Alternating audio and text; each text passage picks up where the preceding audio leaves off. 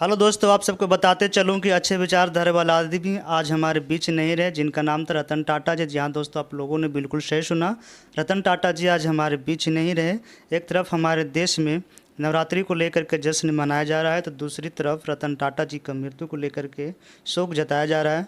मैं बता दूं कि उन्होंने एक बहुत अच्छे विचारधारा वाले व्यक्ति थे, जो आम इंसान को भी विचार को समझते थे, उनके बीच में रहा करते थे, अपने कल्चर को दूसरे को कल्चर समझते थे और दूसरे को कल्चर को अपने कल्चर समझते थे।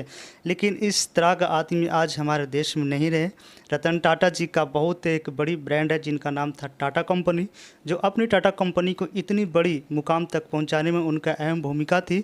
मैं बता दूं कि उन्होंने सोचा कि हमारे देश में आम इंसान जिनके पास पैसे कम होते हैं, बजट के अनुसार में बड़ी गाड़ियां खरीद सके, उनको लिए एक कार भी उपलब्ध करवाए थे, जिन कार का नाम था नैनो ब्रांड था।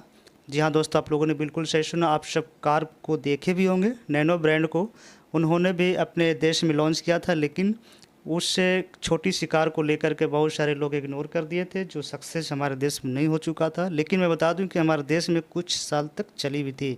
मैं बता दूं कि देश के बड़े बड़े हस्ती जैसे कि मुकेश अंबानी, गौतम अडानी और हमारे देश के प्रधानमंत्री नरेंद्र मोदी जी भी उनके मृत्यु पे अपना ट्वीट पे अपना अपना विचार व्यक्त किए हैं।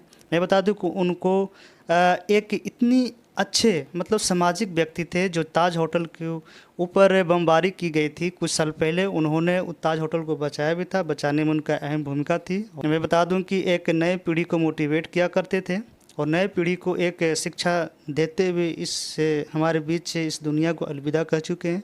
रतन टाटा जी का जैसे कि छोटी कंपनी से शुरुआत किए थे, छोटे नौकरी से शुरुआत किए था, इतनी बड़ी कंपनी खड़ा करके इस दुनिया को अलविदा कर दिए, जिस कंपनी का नाम है टाटा कंपनी। जी हाँ दोस्तों, टाटा कंपनी के हर एक छोटी से लेकर के बड़ी प्रोडक्ट हर एक घर में उपलब्ध है, छोटी बड़ी हो।